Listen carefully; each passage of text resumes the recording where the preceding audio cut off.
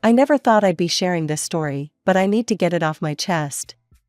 My name's Robin, and I'm 45 years old. I own a pretty successful restaurant in the city, something I built from the ground up and am genuinely proud of. 5 years ago, that restaurant brought someone special into my life, or at least I thought he was special at the time. James, not his real name, was a contractor I hired for some renovation work. He was charming, hardworking, and had these kind eyes that made me feel like I could trust him. During the renovations, we started talking more and more. He told me about his daughter, Lisa, who was 13 at the time, and how he'd been raising her alone since his ex-wife lost custody due to her drinking problem. I found myself looking forward to our meetings, and eventually, James asked me out for coffee. That coffee turned into dinner, dinner turned into dating, and before I knew it, we were talking about marriage. Everything seemed perfect. James was attentive, Lisa was sweet, and I felt like I'd finally found the family I'd always wanted. We got married a year after we started dating. James and Lisa moved into my house, and at first, everything was wonderful. I threw myself into being the best stepmom I could be. Lisa and I would cook together, go shopping, and I made sure she had everything she needed. I paid for family vacations, bought her clothes, and tried to give her the kind of life I wished I'd had at her age. Lisa did see her mom occasionally, something I wasn't totally comfortable with, given what I knew about her history. Apparently, she'd almost burned their house down multiple times while drunk, which is why she lost custody. But James insisted it was important for Lisa to maintain that connection, and her mom had supposedly gotten sober. She's still her mother, he'd say whenever I expressed concern. Lisa needs to know her mom still cares about her. The one time I saw Lisa's mom at a school event, she didn't look sober to me. There was something about the way she swayed slightly while standing still, how her eyes couldn't quite focus.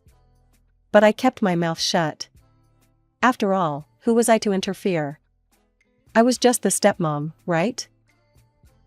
God, if I'd only known then what I know now. If I'd only realized that my desire to be the perfect stepmom was blinding me to what was really going on. But hindsight is 20/20, isn't it? And the real trouble hadn't even started yet. Not even close. Time flew by, and before I knew it, Lisa was turning 18. She was stressed about both her upcoming birthday and graduation, pacing around the house like a nervous wreck. What if something goes wrong, she kept saying. What if people don't come? What if it's not perfect? I pulled her into a hug one evening when I found her overthinking everything again. Hey, everything's going to be fine, I told her. In fact, I have an idea, why don't we have your party at the restaurant? We'll book the best tables in the house. Her eyes lit up immediately. I knew my restaurant had become quite the hotspot in town, and Lisa had been dying to show it off to her friends. Really? She squealed, already pulling out her phone. Oh my God, my Instagram is going to be so lit. Everyone at school is going to be so jealous. I threw myself into the preparations. I wanted everything to be absolutely perfect for her. I even took her shopping for a dress, this gorgeous blue number that made her look so grown up, I almost cried in the fitting room. How many people are you thinking of inviting? I asked her while we were going over the details one evening. She hesitated for a moment, fidgeting with her napkin. About 30 people?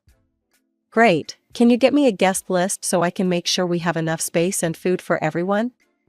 Oh, I haven't really made one yet, she said quickly. Just plan for 30, okay? Looking back, I should have pressed harder about that list. But I was so caught up in making everything perfect that I just nodded and moved on. The day of the party arrived, and everything looked amazing. The tables were beautifully decorated, the food was perfect, and Lisa looked stunning in her new dress. James's relatives were there, Lisa's friends were taking selfies everywhere, and everyone seemed to be having a great time. And then she walked in. I recognized Lisa's mom immediately, even though she was swaying slightly on her feet. She was clearly drunk, her eyes glassy as she announced to everyone that she was here to wish her daughter happy birthday.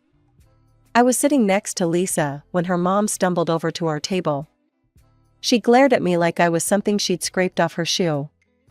Get up, she demanded, waving her hand at me. That's my seat. I'm her real mother, not you. I tried to keep my voice calm and reasonable.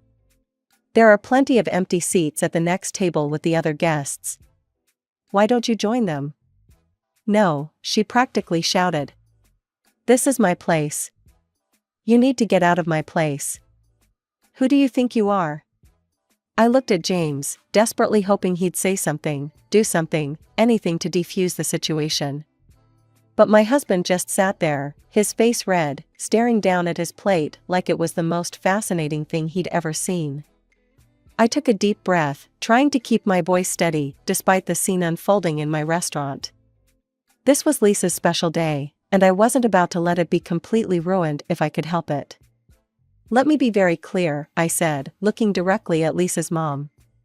You have two choices. You can either take a seat at the next table with the other guests, or I can have security escort you out. Her face contorted with rage. Oh, listen to you. Little Miss Moneybags, throwing her weight around. She staggered slightly, grabbing the edge of the table to steady herself. You think you can buy everything, don't you? Buy my husband, buy my daughter's love? The other diners were starting to stare. I could see my regular customers at nearby tables, trying not to look while obviously listening to every word. My staff were hovering uncertainly at the edges of the room, waiting for my signal. You just waltz in here with your fancy restaurant and your big house, Lisa's mom continued, her voice getting louder with each word. Think you can replace me because you've got money? Well, guess what? You can't buy family. Before anyone could react, she grabbed a plate of food and hurled it to the floor. The crash of breaking china seemed to echo through the suddenly silent restaurant. Then another plate followed, and another. Food splattered across the expensive carpet I just had installed last month. I caught my security team's eye and gave them a subtle nod. They moved in smoothly, professionally, just as they'd been trained. Ma'am, it's time for you to leave, the head of security said firmly, taking her arm. I watched as they escorted her out, her screams echoing down the hallway until the front door finally closed behind her. The silence that followed was deafening. I stood up, plastering on my best restaurant owner smile. I'm so sorry for the disturbance, everyone. Please, enjoy your meals. Another round of drinks for all tables on the house. The regular customers seemed to take this in stride, returning to their conversations after a few minutes. But at our tables, where Lisa's friends and family sat, the whispers were constant. I could see them shooting glances at Lisa, at James, at me. The story would be all over social media by morning, I was sure. Lisa sat there, pale as a ghost, pushing food around her plate. The beautiful blue dress suddenly seemed to dwarf her, making her look young and vulnerable. The Instagram-perfect party she'd dreamed of had turned into a nightmare. I have a headache, she said after about an hour, her voice barely above a whisper. Can we go home? The party broke up quickly after that. Everyone made polite excuses, but I could hear them whispering as they left. Poor Lisa. Did you see her mom? Can you believe what happened? As soon as we got home, Lisa went straight to her room. I followed her upstairs, wanting to talk, to comfort her somehow. Lisa, honey, can we talk? I need to be alone right now, she said, closing the door in my face. I found James in the kitchen, staring into a glass of whiskey. Did you invite her? I asked quietly. Did you tell your ex-wife about the party? He shook his head. No, I wouldn't do that. And suddenly it all clicked, why Lisa had been so evasive about the guest list, why she'd refused to show it to me. She had invited her mother herself. Despite everything, despite the history, despite the custody issues, she'd wanted her mom there. The morning after the birthday disaster, Lisa came down to breakfast looking like she hadn't slept at all. She slid into her usual chair, not making eye contact with anyone. How are you feeling, sweetie? I asked, trying to keep my voice light and normal. Fine, she muttered, staring at her cereal bowl. And that was it. One word. The days that followed were like living in a ghost house. Lisa went from being my chatty, bubbly stepdaughter to practically a stranger. Whenever I walked into a room where she was talking with James, she'd immediately clam up. It was like someone had hit a mute button. I tried to talk to James about it one night after Lisa had gone to bed. "Don't you think we should do something? Maybe get her to talk to someone?" He just waved his hand dismissively. "She's fine. She's just processing what happened. Give her space." But it wasn't fine. Nothing about this was fine. Despite the tension at home, we all showed up for Lisa's graduation ceremony. James and I sat in the audience, and I clapped until my hands hurt when they called her name. She looked beautiful in her cap and gown, and for a moment, when she glanced our way and smiled, I thought maybe things were finally getting better. We had a celebration at our house afterward. I'd ordered all of Lisa's favorite dishes from the restaurant, the mushroom risotto she loved, those little crab cakes she always stole from the kitchen when she visited me at work, even that ridiculous chocolate cake that takes 3 days to make properly. Her classmates came over, and the house was full of laughter and excited chatter about college plans and summer vacations. For a few hours, it felt almost normal again. Lisa was smiling, talking, looking like her old self. I started to relax, thinking maybe we'd turned a corner. Then her phone rang. Lisa stepped into the hallway to answer it, but came back a few minutes later with a determined look on her face. She walked straight up to me, the first time she'd voluntarily approached me in days. "My mom's coming over," she announced. "She wants to congratulate me on graduating." My stomach dropped. "Absolutely not," I said, memories of the birthday disaster still fresh in my mind. "Lisa, think about what happened at your birthday. She showed up drunk, caused a scene, destroyed property. That was your fault." Lisa cut me off, her voice rising. "None of that would have happened if you'd just given up your seat to her. She's my real mom, you should have just moved." I stood there, feeling like I'd been slapped. All this time, all these days of silence, and this was what she'd been thinking? That I was the one to blame? I turned to James, desperately hoping he'd finally step up and be the father his daughter needed. "James, please. Tell her. Tell her how inappropriate her mother's behavior was at the birthday party." But James just sat there, examining his shoes like they held the secrets of the universe. The same deafening silence I'd gotten used to lately. The same cowardly retreat I'd seen at the restaurant. Something inside me snapped. 5 years of trying to be the perfect stepmom, of walking on eggshells, of making excuses for everyone else's behavior, it all came pouring out. "Listen," I said to Lisa. "That was my restaurant. I arranged that entire party for you. I bought you that dress you wanted so badly. I did everything I could to make it perfect. And your mother? She showed up drunk, caused a scene, and destroyed property. She didn't even bring you a present, Lisa. All she brought was chaos and embarrassment." Lisa's face went from angry to furious in an instant. "Oh my God, here we go," she shouted, throwing her hands up. "It's always about the money with you, isn't it? I paid for this, I bought that. You think because you have money, you can control everyone and everything." She spun around to face her classmates, who were standing awkwardly in our living room, clearly wishing they were anywhere else. "My real mom will be here soon," she announced with a bitter laugh. "It'll be nice to finally have a normal person here instead of this." She gestured at me like I was something disgusting she'd found on the bottom of her shoe. "Your mother is not coming into this house," I said firmly, trying to keep my voice steady despite the anger and hurt building inside me. "Not after what happened at the restaurant." That was when Lisa completely lost it. Her face turned red, and she started screaming at me in front of everyone. "You're not my mother," she shrieked. "You're nothing to me. You're nobody. Who do you think you are to tell me what to do? Keep your filthy nose out of my business.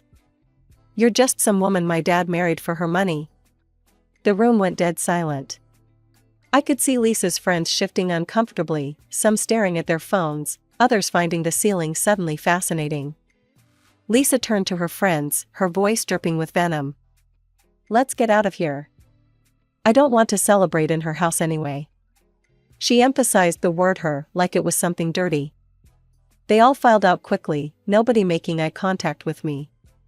The front door slammed so hard the windows rattled. I stood there in my empty living room, surrounded by half-eaten food and abandoned plates, feeling like I'd been hit by a truck. Surely now, finally, James would say something. He'd have to stand up for me after this, right? James cleared his throat. When he spoke, his voice was cold and hard. You had no right to throw the house and money in her face like that. You didn't need to remind her that this is your house and your money paid for everything. That was low. I stared at him, feeling like I was seeing him clearly for the first time. Are you kidding me right now? Where were you when your ex-wife was throwing plates around my restaurant? Where were you just now when your daughter was screaming insults at me in front of her entire graduating class?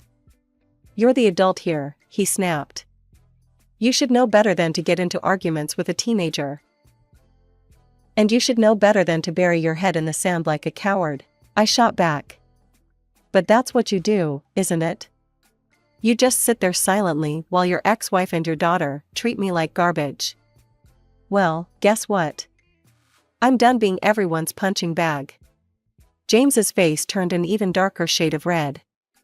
Without another word, he stormed off upstairs. I heard the guest room door slam a few minutes later. The next morning's breakfast was like sitting in a morgue. James pushed his eggs around his plate, not looking at me. I was about to get up and leave when Lisa stumbled in, still wearing her clothes from the graduation party. The smell of alcohol hit me before she even made it to the table. I looked at James, waiting for him to say something, anything, about our teenage daughter coming home drunk at 9 a.m. But he just kept studying those fascinating eggs. Where have you been all night? I asked, trying to keep my voice neutral. Lisa turned to me, her bloodshot eyes filled with contempt. None of your business, she sneered. You're not my mother. You're not anyone. Just an empty space taking up room in this house. Then she turned and stumbled upstairs to bed. James just sat there, silent as always. I was starting to think silence was his superpower. The next week was like living in a house with a particularly vindictive ghost. Lisa wouldn't speak to me directly at all. Instead, she'd talk about me like I wasn't even there. Dad, she'd say, pointing at me like I was a piece of furniture, can you ask your wife to pass the salt? Or she'd walk into a room and announce to James, this woman is in my way, waiting for me to move. I kept my mouth shut and watched it all unfold.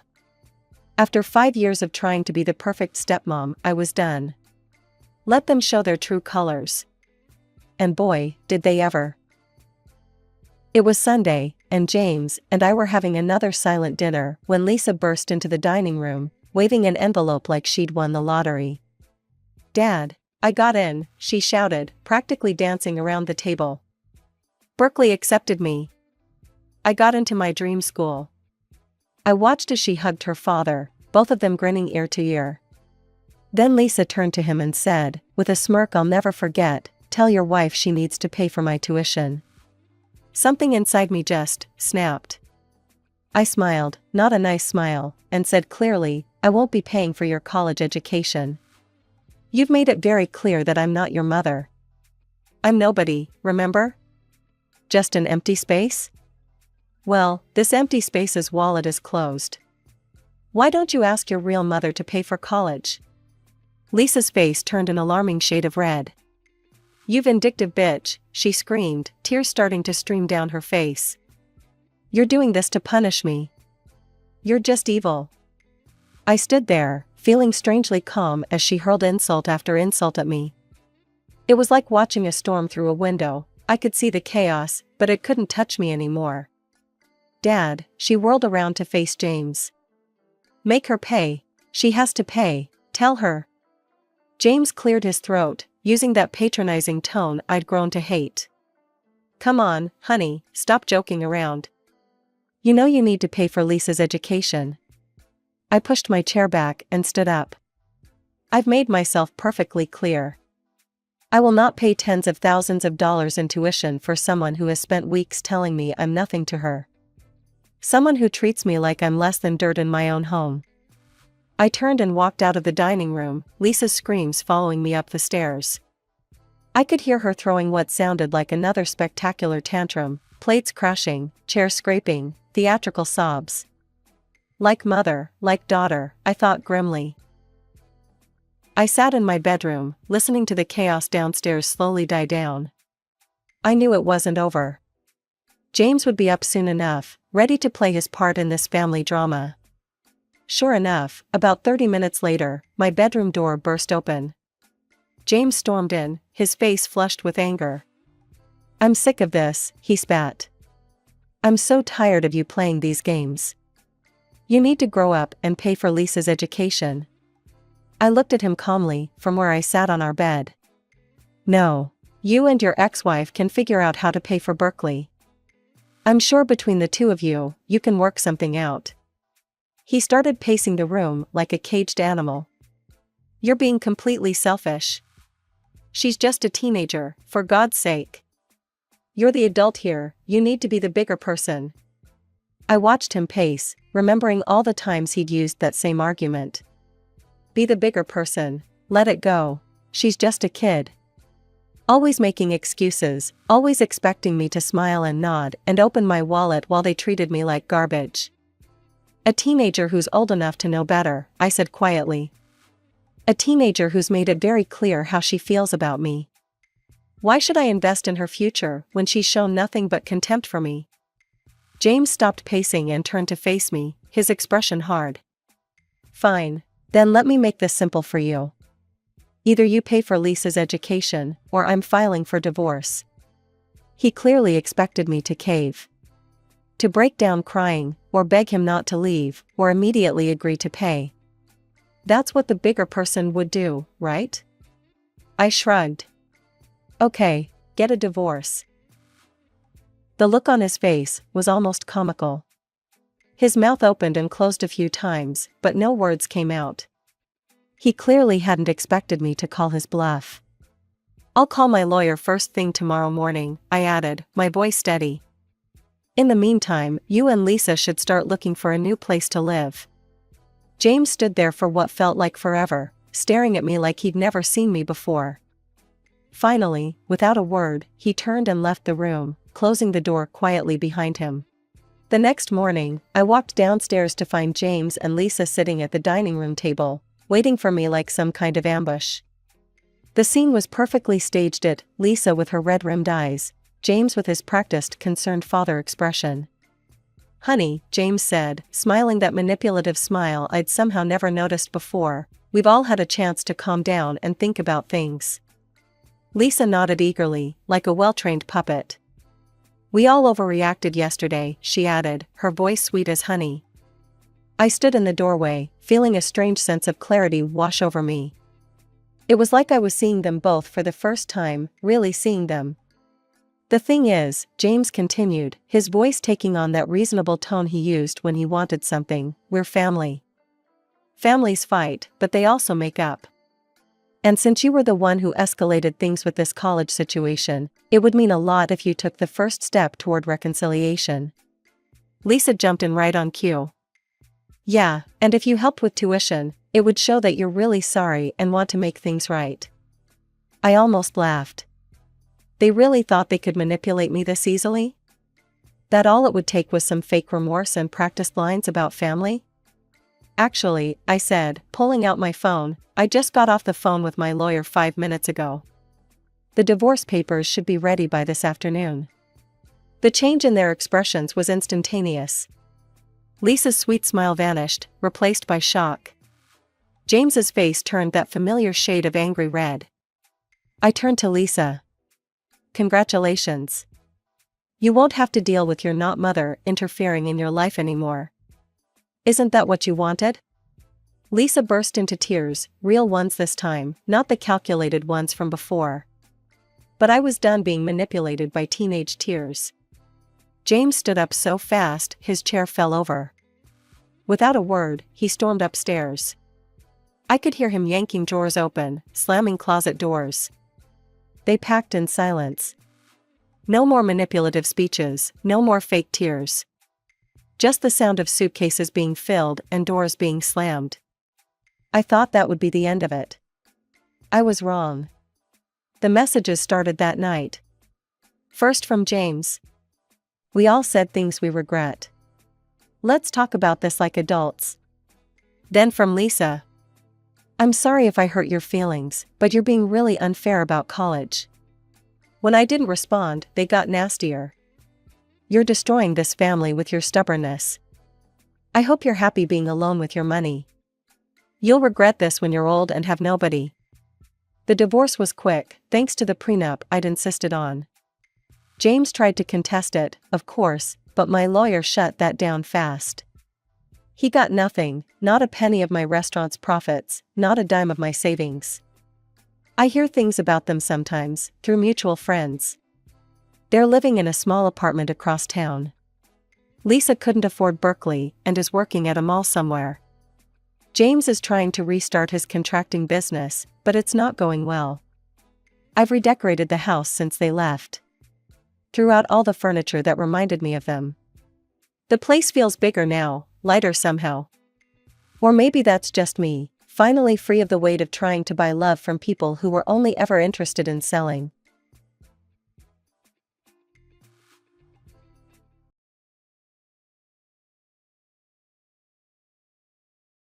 Hello, I'm Sarah, a 45-year-old successful businesswoman. I run a thriving company with my best friend Georgie. However, my life wasn't always like this. 3 years ago, my husband left me, and in my pursuit of revenge, I found a new beginning. But let's start from the beginning. I met Steve in high school. We often crossed paths but didn't start a relationship until about 10 years later, at our high school reunion. I remembered him as a nerdy, skinny guy, so I was pleasantly surprised to see him taller and more muscular. We got to talking, and Steve shamelessly flirted with me, which I liked. I flirted back, and before long, we had set up a date for the next day. We met at a gorgeous Italian restaurant, enjoying pasta, wine, and each other's company. We shared the same interests, and during that date, I asked him about his big dream. "So tell me, what's your big dream?" I asked. "Oh, that's something I have to think about," he replied. "Come on, you must have some sort of big dream that nags you every day." "Well, what's yours?" "Give me an example." "I want to own my own house." "Now it's your turn." "Not a bad dream. Then I guess I want to run my own successful business. I'm tired of living paycheck to paycheck." "Oh, I get that. Maybe if we last, I could help you with that." "I would like that. Not because you'd help me. I don't really care about that. I would like us to last." I couldn't help but smile. With a degree in business management, I had the knowledge, and Steve worked a minimum wage job doing data entry. I understood the struggle of living paycheck to paycheck, having grown up that way. I liked him and wanted to help him. That one date turned into many more, and soon we were practically living together. Eventually, I asked him to move into my larger apartment. About a year and a half later, I decided to help Steve start a business.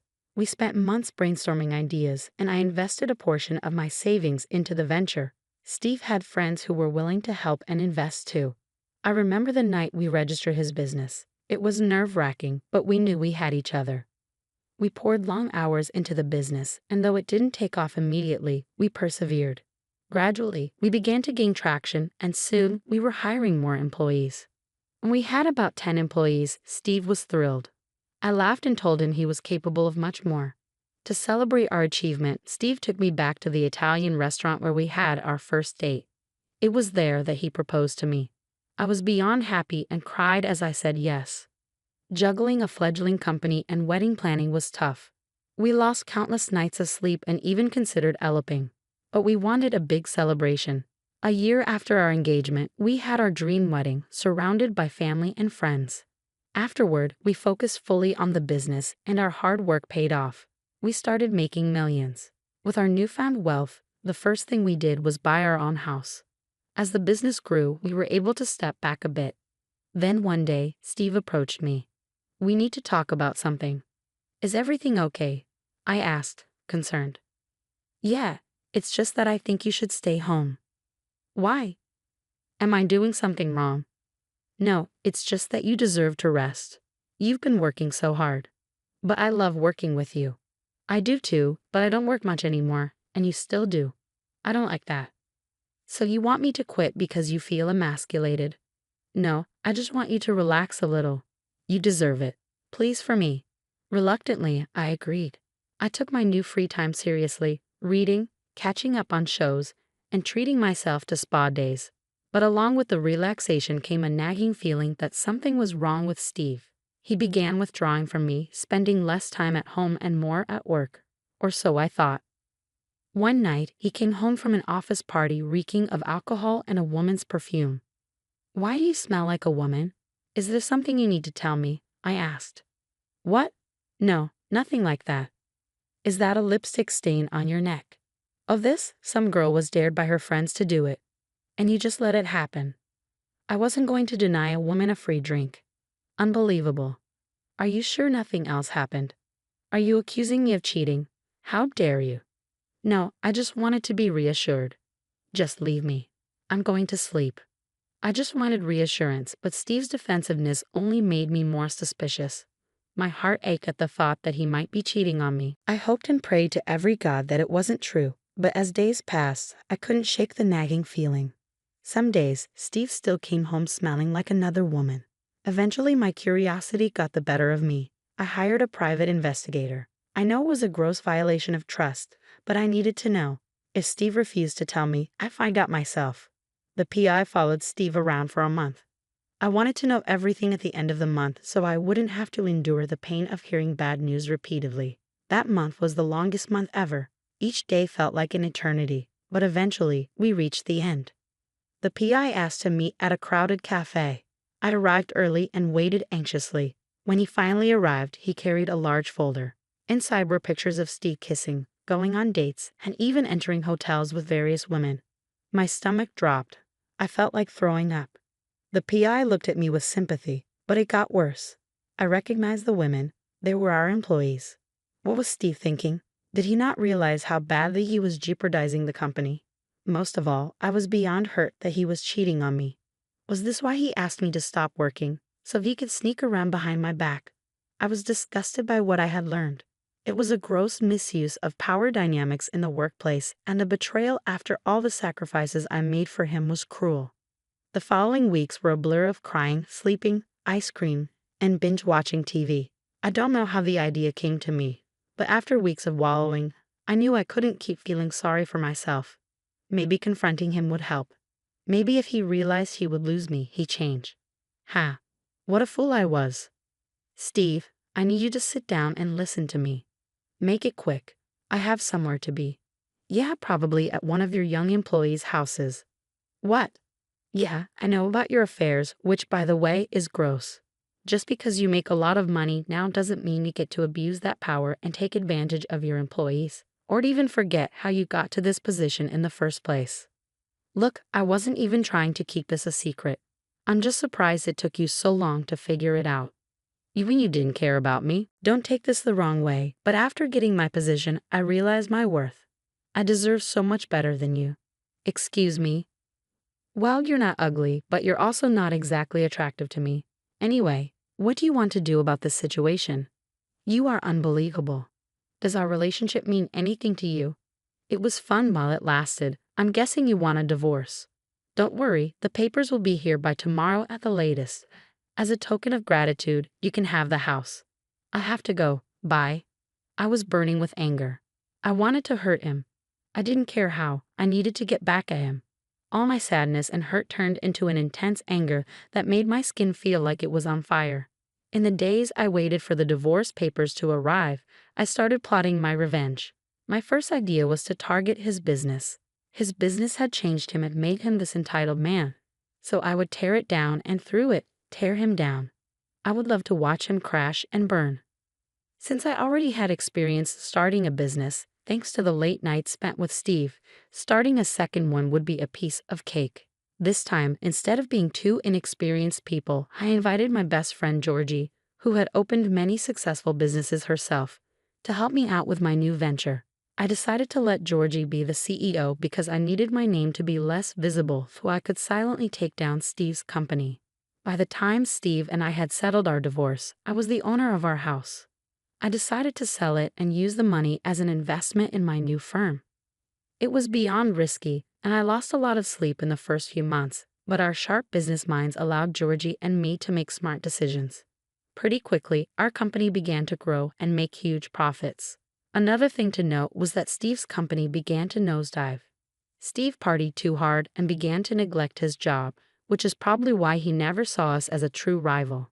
If I had been in his place, a company like mine would have made me panic, but Steve was too busy partying and sleeping with any young woman who gave him attention.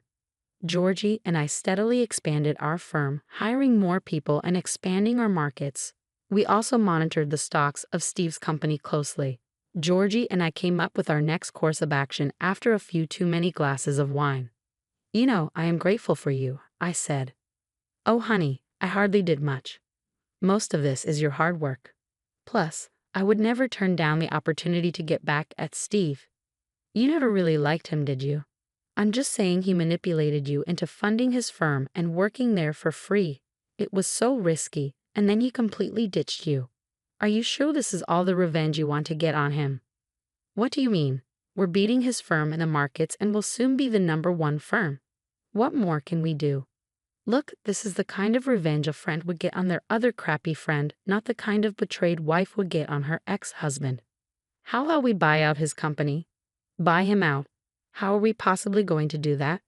We don't have that kind of money, and I don't think Steve would be willing to give up his cash cow. We definitely don't have the money to buy it outright, and I think the same about Steve. But you know what we do have money for? Stocks. How much? We buy a majority of the stocks, and then we get to make executive decisions." "Holy cow, you're a genius." "I definitely am. You're welcome." It took a couple of months of monitoring Steve's company stocks, and we began to see a huge dip in the prices. We decided to swoop in and buy about 25% of the stocks. This gave us an exclusive veto and a place at the table to make executive decisions as planned. With each passing month, Steve's neglect of his company worsened its profits. They eventually had to ask us for funds to keep the company afloat. Did we have the funds? Of course. Did we give it to them? Of course not. We also blocked their efforts to raise funds via their other investors and stockholders. As a result, their company began to crash. Georgie and I watched gleefully as they struggled to stay afloat. Desperation set in, and Georgie requested a meeting with Steve's board of directors. Steve never showed up, but in a last-ditch effort to save the company, the board decided it was best to sell. Since Georgie and I held the majority vote, Steve's input wasn't needed. We bought the company for practically nothing. The rush of happiness and satisfaction at what we had accomplished was overwhelming. Just 2 days after the paperwork for buying Steve's company was processed, Steve showed up at my house. I don't know how he found my address because after my business took off, I bought myself a new house, known only to a few family members and Georgie. I figured Steve reached out to one of my family members who inadvertently gave him my address. "Steve, what are you doing here?" "I don't know how to tell you this. It's embarrassing, actually." "Spit it out, Steve. I don't have time for this." "Well, I've been thinking a lot recently." "That's really good. Wow, I'm so proud of you." "Please let me speak. I've been thinking, and I realize that I really miss having you in my life. If you don't mind, would you come back to me?" "How come the sudden missing? Is it because your company is dying?" "How do you know about the company? The situation hasn't been released anywhere yet." "Well, to answer your first question, I'm not interested in coming back to you. To answer your second question, you're going to miss more than me. You're going to miss your company." "Huh? I just bought it." "What? Oh, Steve, you really should have paid more attention to your firm instead of partying and sleeping around." "Why would you do that? You knew it was my biggest dream to own a successful company." "You were unbelievable. I tried to tell you it was unfair that you were leaving me after I helped you start your business, but you didn't care. Neither do I right now. I wish you all the best. Goodbye." I shut the door in Steve's face with a smirk. It was exhilarating to watch Steve fall from his high horse. In the days that followed, my company officially bought Steve's, and the media was made aware of everything. Steve tried contacting me multiple times, but I just blocked him. Eventually, all the employees he slept with came forward and spoke about their experiences with Steve. The public was outraged. They sued him for gross misconduct, and Steve lost a lot of money in settlements. Steve struggled to get back on his feet. He even emailed me asking for financial help, claiming I was responsible for his downfall. I wrote him a strongly worded email, making it clear he was the only one responsible for his situation. I refused to help him and warned that if he continued to contact me, I would report him for harassment. It's been a few months since all this transpired. I thought it would hurt to see Steve struggle, but it actually felt freeing.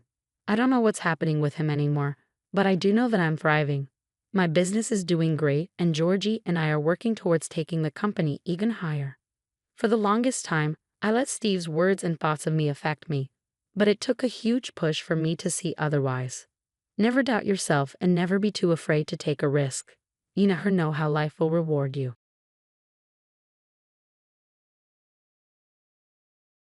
Hello everyone, I'm Lisa.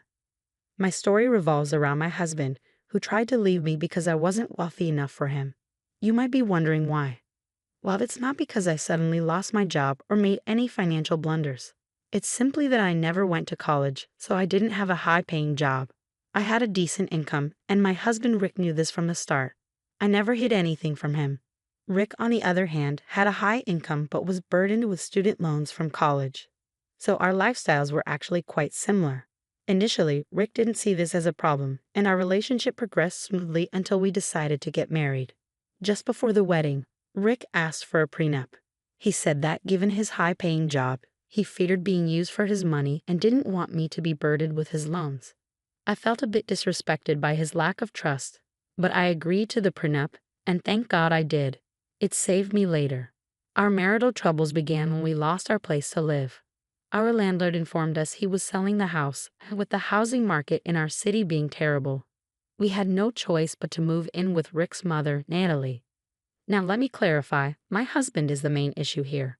Natalie was a cold woman who didn't care much about me, but she wasn't one of those nasty mother-in-laws you hear about.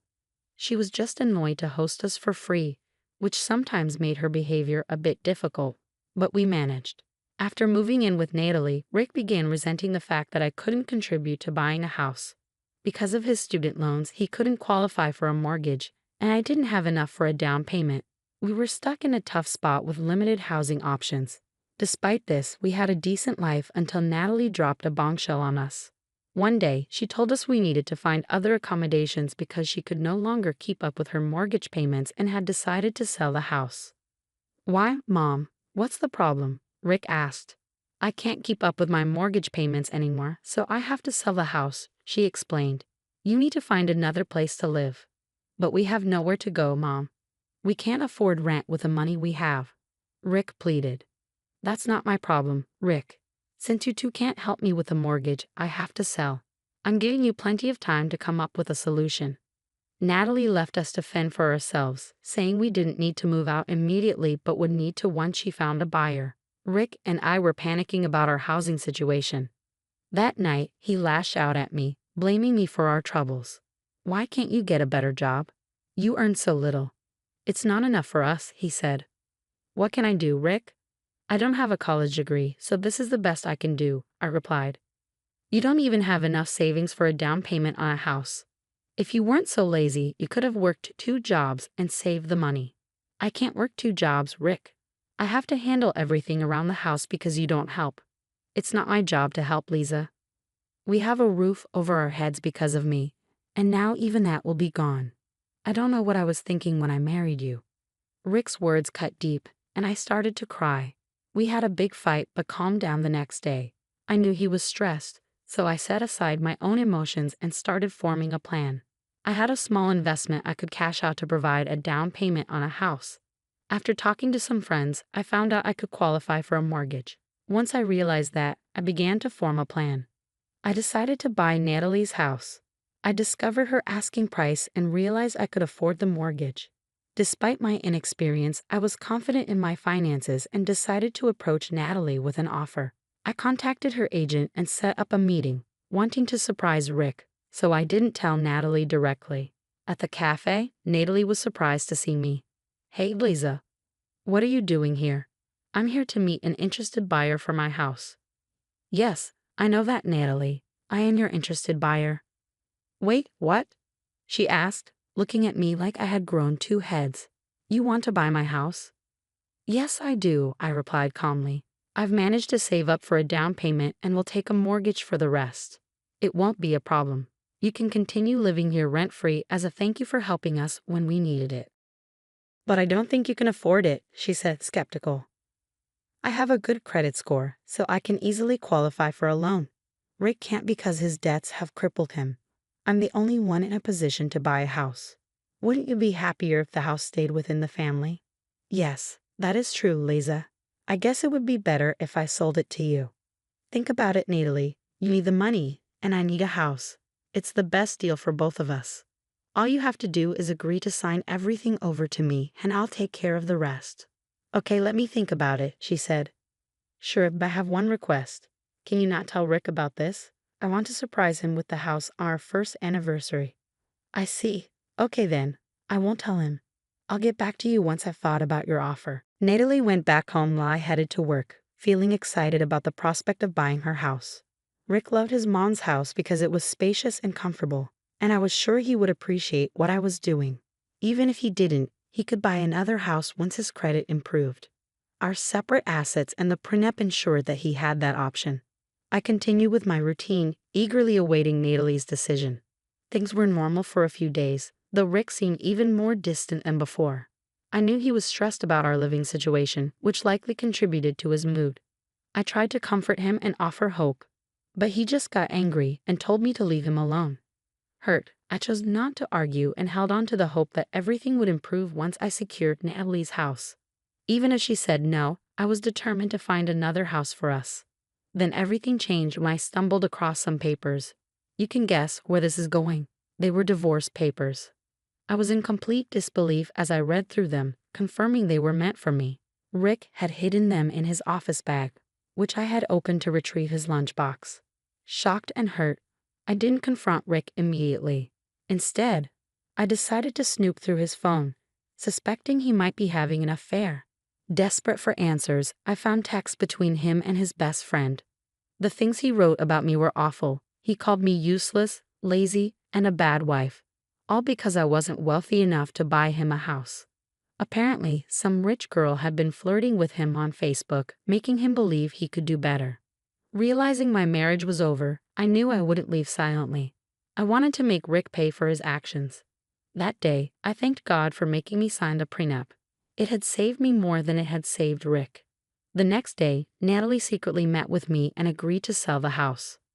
I thought about it, Liza. You're the best option right now. I can't make next month's mortgage payments, so you need to take over it as soon as possible, she said. Sure, Natalie. You can draw up the papers and I'll get a lawyer right away. I don't want to wait either. Our anniversary is only a few weeks away. Yeah, I remember. That's why I made the decision quickly. I've already told my lawyer to prepare the papers. You'll have them soon. And just like that, I bought Natalie's house. It was a great house, and I wanted to get back at Rick for what he was planning to do.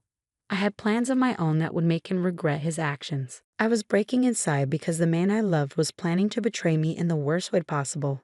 But I didn't let it show. Rick didn't bother to care. He had already checked out of the marriage and was enjoying the attention of the rich girl on Facebook. I slowly stopped caring, waiting for the house papers to be signed. Once that was done, I simply wanted my revenge and to rid myself of my horrible husband as soon as possible. Thankfully, I was able to get the house in my name before our anniversary. On that day, I didn't bother with any celebrations. I didn't want to waste money on a failing marriage. While some might arrange parties and confront their husbands publicly, I couldn't afford to spend any extra after putting all my money into the down payment for the house. So I treated it like a normal day. I wished Rick a happy anniversary, but he grumbled something in return and left. The confrontation didn't happen until the evening when we both returned home from work.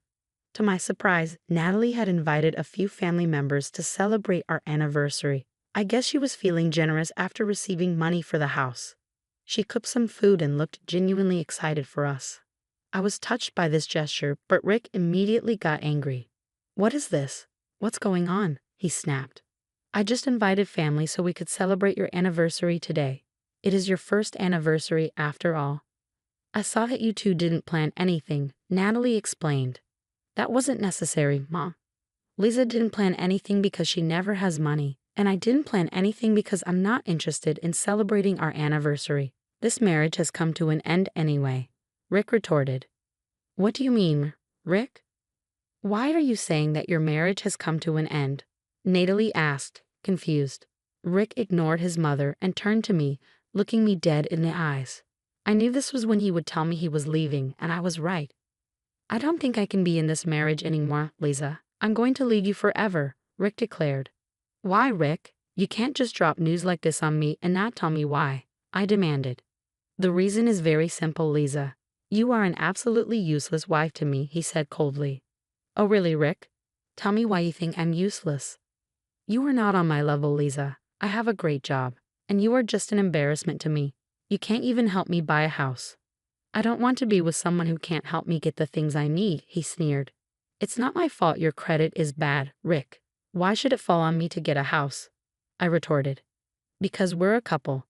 I knew you weren't rich, but I thought maybe you would be able to buy me a house at least. Now I don't even think you'll qualify for a loan.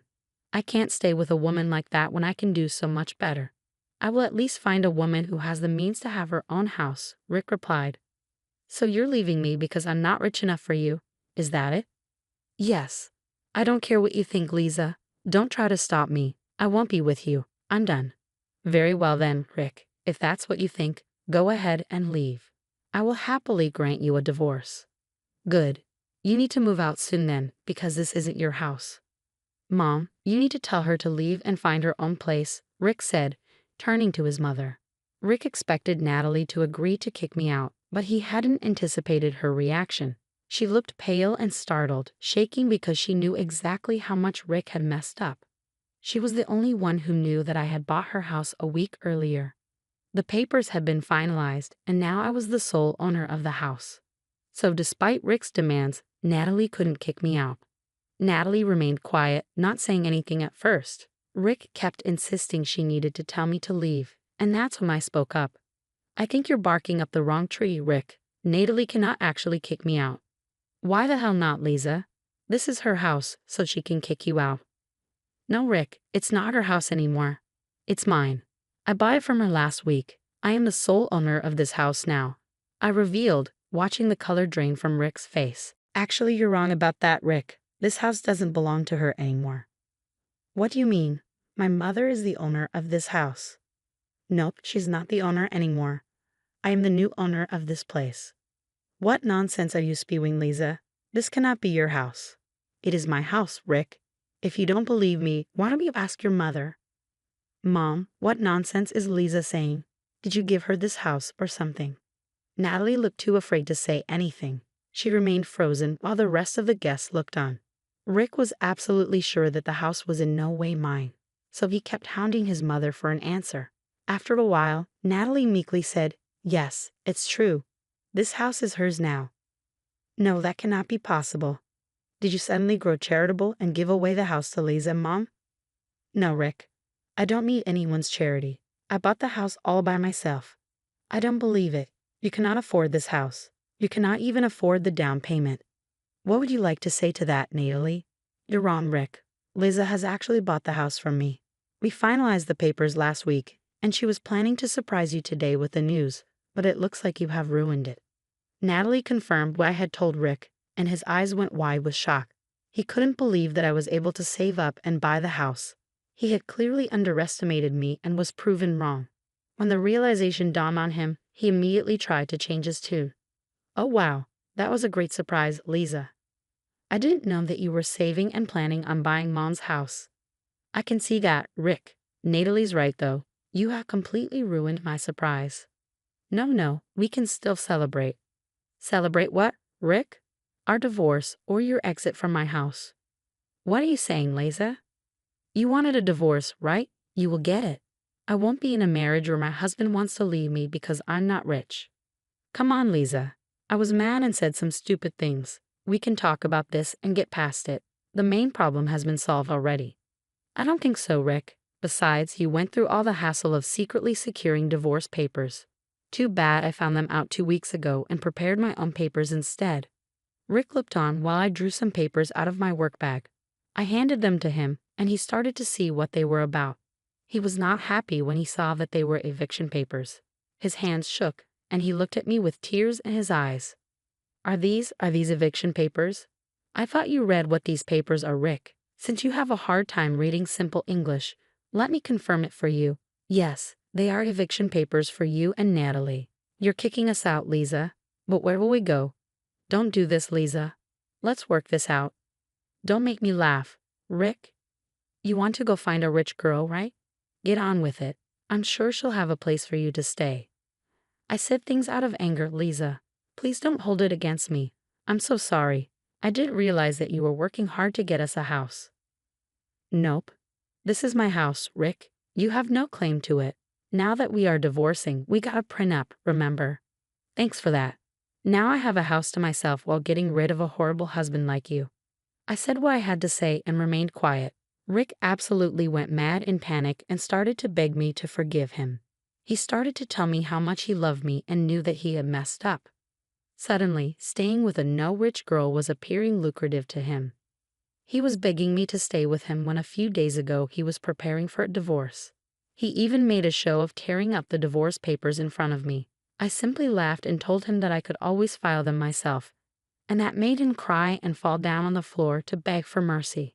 Natalie also joined her son in trying to convince me. To her, I was no longer an annoyance. She was really banking on the fact that I had offered to let her stay in the house rent-free. But now that her son and I were divorcing, that wasn't happening. I even prepared eviction papers in her name so that she could not throw a tantrum. I got them done on the day the house was transferred to my name. Natalie knew that the only way for her to live anywhere rent-free was to beg me to stay married to her son. But sadly for both Rick and Natalie, their wishes weren't coming true. In the next few days, Natalie and Rick continued to pester me to forgive Rick. Since family members were present when everything happened, they knew the truth about Rick. No one was willing to take them in after that. They even berated Rick for being such an evil man and left the little get-together early. Now that Rick's own family had turned their backs on him, he begged me for mercy, but he wasn't going to get any. I simply ignored them and kept reminding them that they had a month to move out. Rick and I got divorced, no matter how hard he tried to stop it, and Natalie and Rick had to move out of my house once their 1-month grace period was up. They tried their best to convince me, but I wasn't moved. Rick and I went for a mutual divorce because Rick couldn't afford to contest me in court. Since we had a prenup, the divorce was fairly smooth. I kept the house and got no alimony. Rick kept his debts but ended up homeless. He and his mother had to get an apartment together to save money. From what I have heard, neither of them is doing very well. I don't have any pity for Rick, but sometimes I feel bad for Natalie, who isn't as bad as him. Anyway, I have a house now and can finally live a good life without having a husband who constantly demeans me.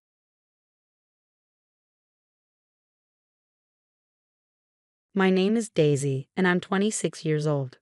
My story is something I'd never have guessed could happen in real life. The kind of thing you'd expect to see only in movies.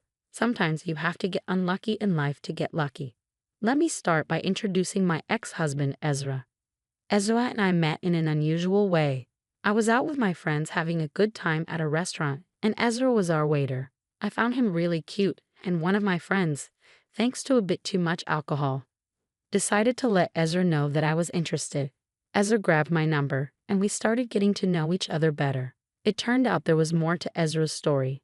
He had a single mom, Karen, and they were both working like crazy, juggling all sorts of jobs just to make ends meet. But you know what? I didn't judge him based on that. I admired him and his mom for their hard work and determination. They were making it work against the odds.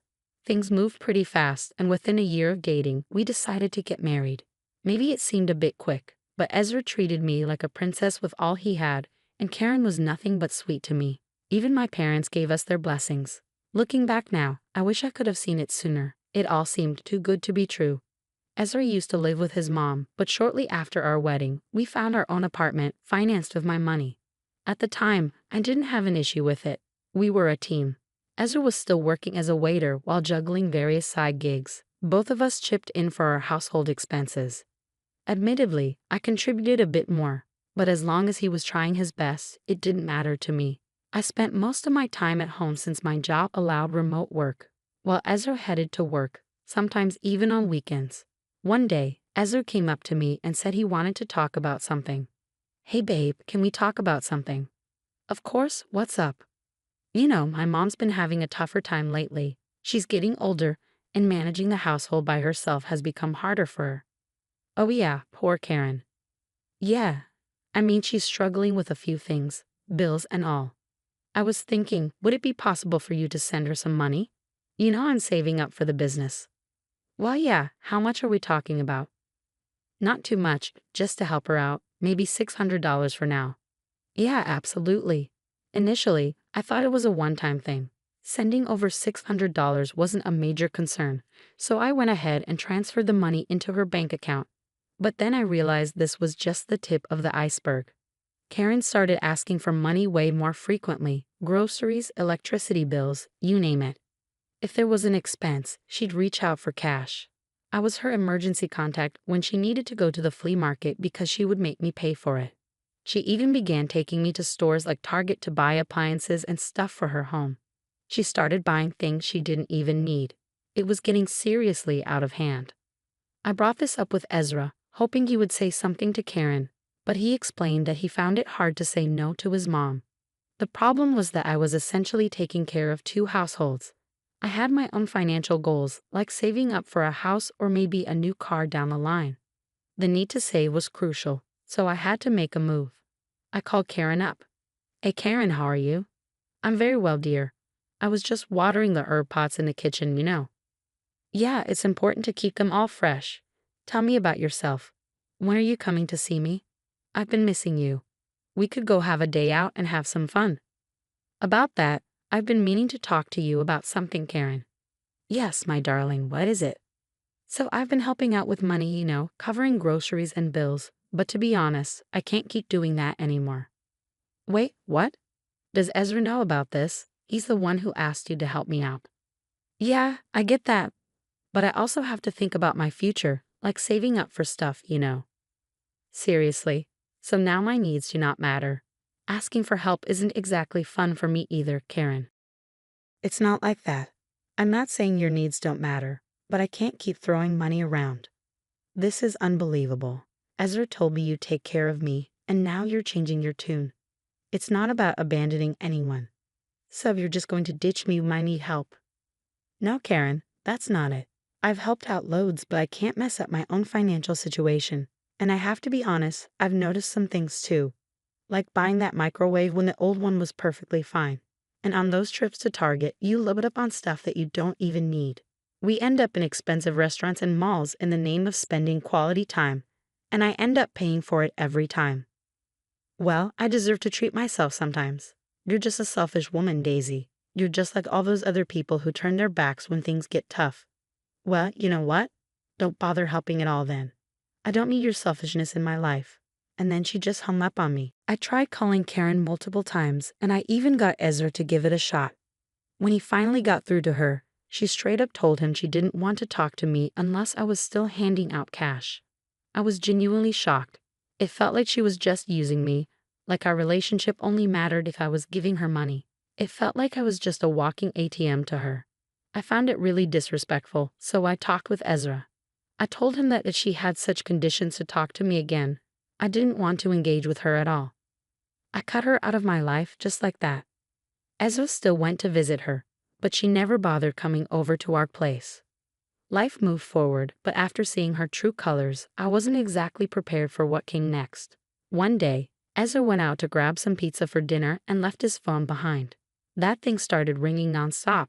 Normally, I wouldn't snoop around on his phone, and he didn't check mine either. We had this unspoken understanding. But I don't know what got into me that day. Curiosity, I guess. Thank goodness for that moment of curiosity, because when I picked up his phone, it was lighting up with calls from this person named Sally. If memory serves me right, Sally was his ex.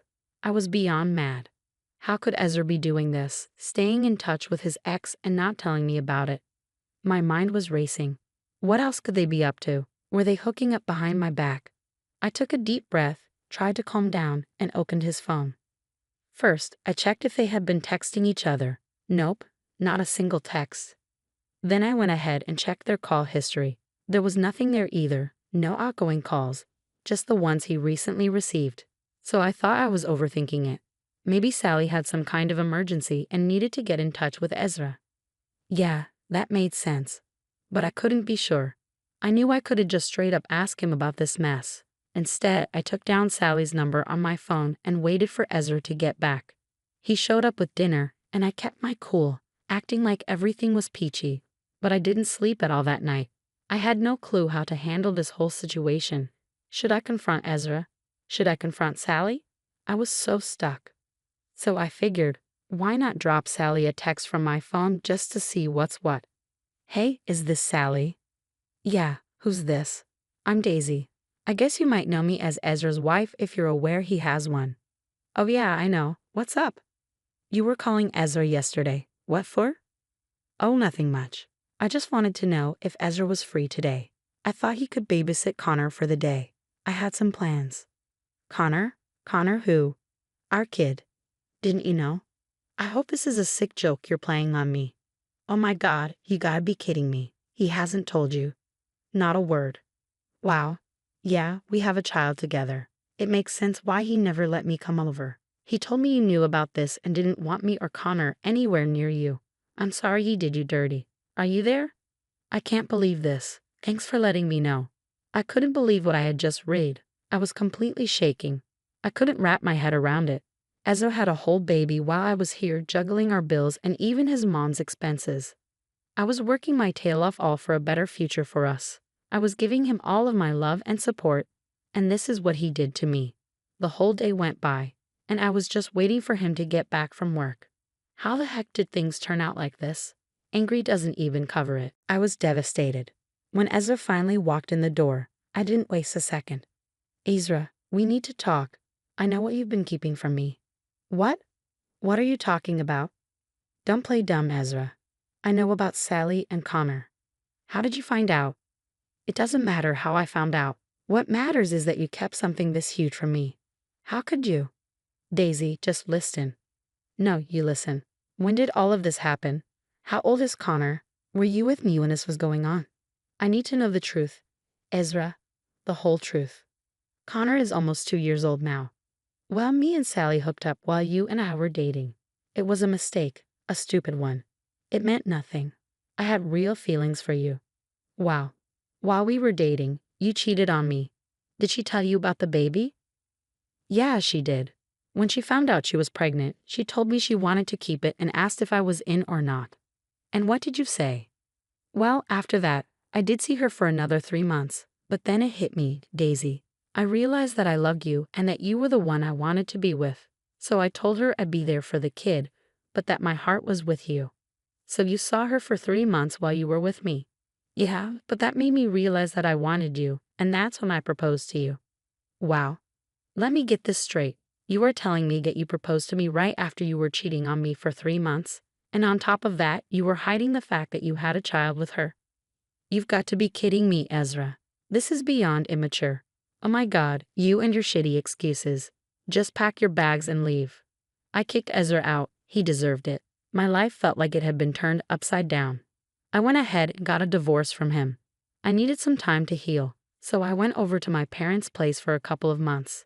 They were incredibly supportive and showered me with love during that tough period. Family makes a difference in your darkest times. After spending those 2 months with them, I realized I needed to pick up the pieces and reconnect with my friends. My social life had taken a major hit, and while I wasn't completely over what had happened, I knew I couldn't stay in that low place forever. It's not easy bouncing back from a failed marriage. I decided it was time to start putting myself out there again. Slowly, I managed to get my life back on track. Hanging out with friends became a regular thing, and I even dipped my toes back into the dating scene. It didn't lead to much, just some disappointing dates and not much else, but I was trying. Then one day, my dad gave me a call with some surprising news. My grandma Janice from my dad's side had passed away. I used to spend a lot of time at her house when I was younger. Attending her funeral was tough, and then my dad gave me another piece of news. We went through Mom's will, and if something you should know, she left you $2 million. Oh wait, what? $2 million. Yeah, she thought a lot about you and always loved you. I don't even know what to say. That's a lot of money. She always cared about you a great deal. I knew she was going to do this. I was not entirely shocked, My family was well off, and my grandparents were even wealthier. Being the only grandchild, I kind of knew this would happen at some point. I just didn't expect it to be this soon. After inheriting that unexpected sum, I was left with a lot of choices to consider. Suddenly, I had a huge amount of money and a whole world of possibilities laid out before me. Instead of diving into impulsive spending, I made one clear decision. I would sell my apartment and buy a house. I went ahead and signed the deal, getting myself a stunning new place. It was exciting, but it also meant I had to move out. There were still some of Ezra's things hanging around that had been untouched since he left. It was a chapter I needed to close, so I called him over. It was super weird when he showed up. We were both in this limbo of not knowing what to say. He packed his things, and just as he was making his exit, he finally broke the ice. "So you're moving out, huh?" "Yeah, finally making the jump." "Are you seeing someone new, or is it just you?" "It's just me. Got myself a house over on 12th Avenue. "Oh, nice. 12th Avenue, huh? That's some good real estate. It must have been an expensive purchase." "Yeah, it's a cool spot. I got a little boost from my grandma. She passed away and left me $2 million. "Wow, seriously? Well, good for you, and sorry about your grandma." "Yeah, thanks. Anyway, I've got to run." "Yeah, no problem." With all my stuff moved and the chapter closed, I settled into my new place. Life was looking up. Let's just say it was a pretty posh neighborhood. I made friends with my neighbors, and we used to enjoy wine together on the weekends. I even joined the local tennis club and started making some new friends. It was like a whole different upgrade. But then, one fine day, someone I never expected to face again showed up at my doorstep. I opened the door and there she was, Karen. I invited her in. "I'm sorry about everything that went down between us." "What are you doing here, Karen?" "Well, I heard about your inheritance and condolences for your grandma." "Seriously, why are you here, Karen?" "Daisy, let's try to put everything behind us. I want you to be a part of the family again." "Are you serious right now, Karen? You want me back in your life just because I have more money?" "I just want you to help me out." "Helping you out? What do you mean?" "I bought myself a car on loan as soon as I heard about what your grandma left you. Pretty expensive car, about $100,000. I needed something more comfortable, for my age." "Hold on a second. Are you out of your mind? Why would I even buy that for you? Who exactly are you to me?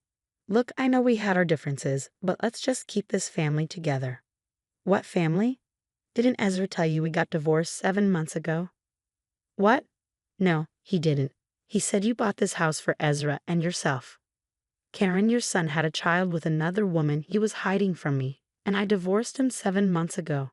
Ezra didn't tell me any of this. If you guys are not together, where has he been living all this time?" "I don't know. Maybe ask your son." "I can't believe this." "Well, maybe believe it. And you know what's funny?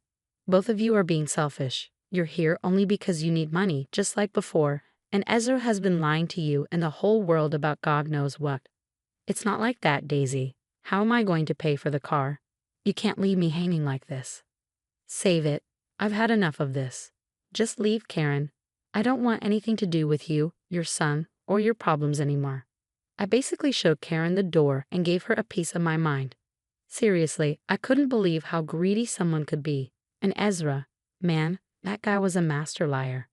He'd been feeding his mom a load of BS about us being together.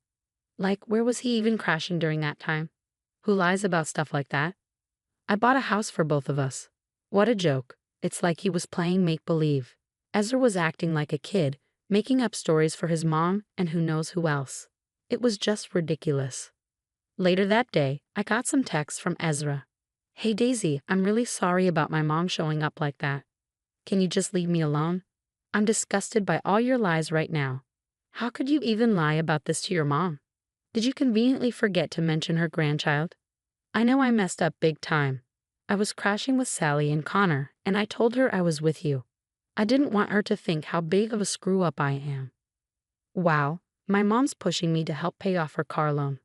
I don't know what to do. Wow, really? Begging for help right now, huh? Pathetic. Why don't you ask your make-believe family for help? Daisy, please. I messed up. I'm desperate. Ezra, I'm not your knave wife you can manipulate anymore. Deal with your own mess. Goodbye." After that exchange, I decided to block Ezra's number from my phone. It's been a while since that whole drama went down, and honestly, I've never felt more relieved. It's almost like karma is doing its thing with Karen and Ezra. I have no idea if they managed to sort out that car loan mess, but they're getting their fair share of what they deserve. They treated me terribly, and now life's throwing it back at them. As for me, I'm living a good life. Oh, and guess what? I've even met someone new. And yes, I've learned my lesson. Background checks are a must now. You know what they say, you reap what you sow. My intentions were pure while theirs, well, not so much. You get what you put out in the universe.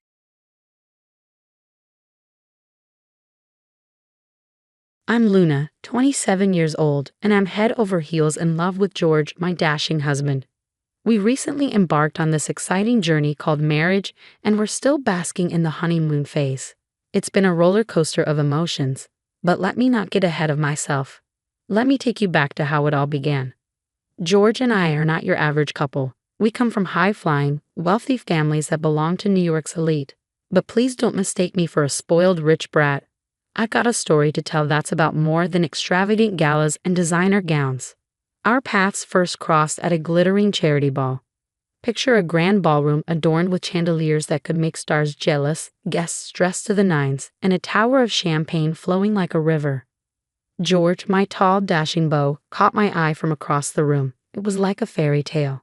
We got to know each other and fell head over heels in love. We had many similarities but were also quite different, especially in how we were raised. My parents always showered me with love, attention, and life advice. George's family, on the other hand, spoke a different language: money. His nanny practically raised him, and his parents missed more milestones than I've had hot dinners. But I'm not one to judge. Love can overcome a lot, right?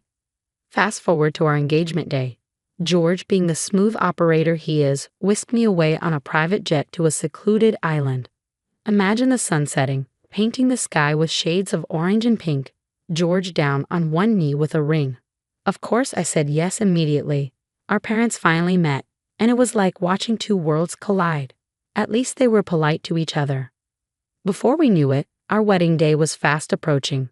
My fabulous bestie Cassie, my maid of honor, was a lifesaver, helping me tackle all the wedding prep madness.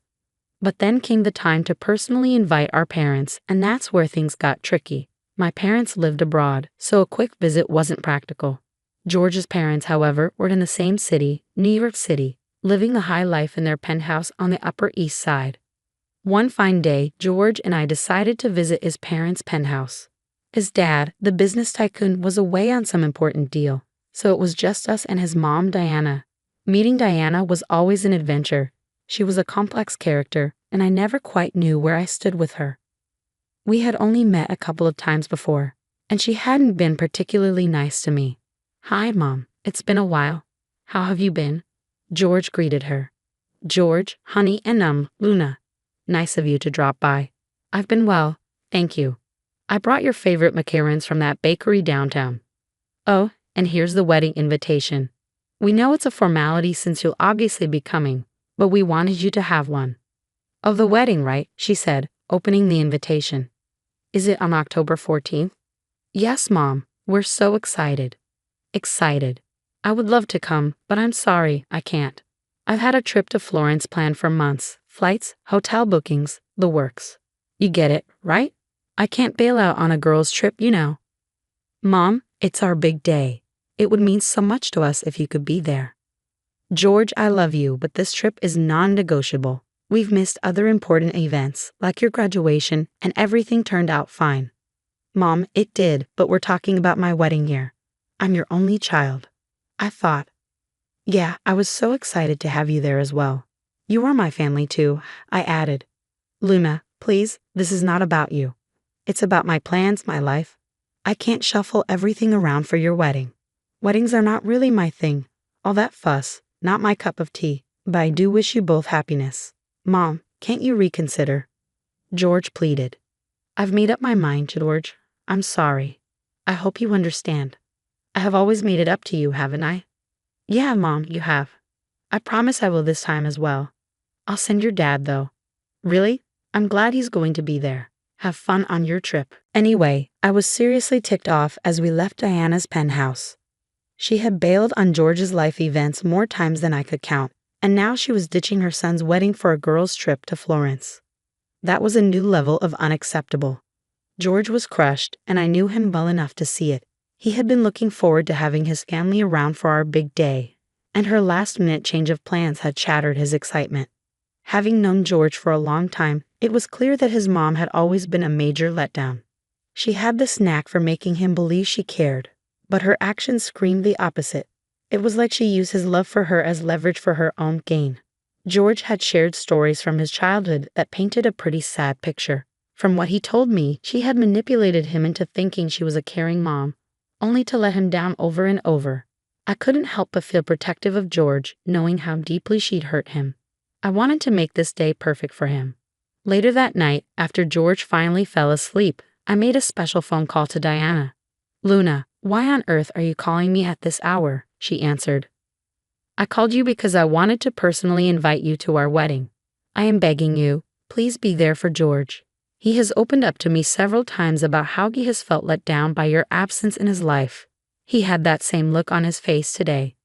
"Oh wait, so now you're going to tell me what I did wrong while raising my son? Who do you think you are?" she snapped. "No, ma'am, that's not what I meant. I just thought being at the wedding would mean a lot to him. I'm not here to blame you or change the past. I just wanted to extend an invitation. First of all, stop calling me mom. Let alone a daughter-in-law. I can never even consider you a part of our family. I never even liked you. You are nothing compared to my son. He's handsome and smart, and you are, let's just say, you are not the brightest bulb in the box. I don't know how this happened.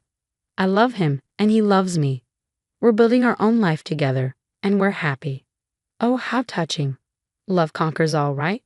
Well, good luck with that fairy tale, Luna, because you'll be needing it." "What do you mean?" "Have your little wedding, Luna, but remember, you will always be an outsider in our family. You don't know what you're getting into. If you continue down this path, you will regret it, and there will be consequences. I'm willing to face whatever comes my way. Suit yourself, darling. Bye-bye." By then, I had pretty much given up on trying to patch things up with Diana. Her outright hostility was like nothing I had ever encountered. So I decided to keep our conversation to myself. No point in adding to George's pre-wedding jitters, right? I just played nice and pretended everything was all right. Over the next month, wedding preparations continued, and it felt, well, kind of weird. I could relate to those people who had to bite their tongues and put on a happy face even when they felt like screaming. It was like navigating uncharted territory where emotions simmered beneath the surface. We had to keep them locked up. Finally, the big day arrived, and we had our rehearsal dinner. We had booked an entire hotel for the week, so all our guests were staying there. Our rehearsal dinner and wedding ceremony were also held at the same hotel. Diana's absence was conspicuous, and I could feel the tension in the room. After all, it was supposed to be the groom and his parents who hosted the rehearsal dinner. Even though George's dad was there, people were exchanging puzzled glances, wondering why George's mother was missing on such an important occasion. But then Diana made her special appearance. I could not believe my eyes. Wasn't she supposed to be sipping wine in Florence? Yet there she was, striding up to George and me. Wow, isn't this a picture-perfect couple? Almost makes me believe in fairy tales. "Mom, what are you doing here? Weren't you supposed to be in Florence?" George asked, clearly surprised. "Well, I have to leave tomorrow morning, George.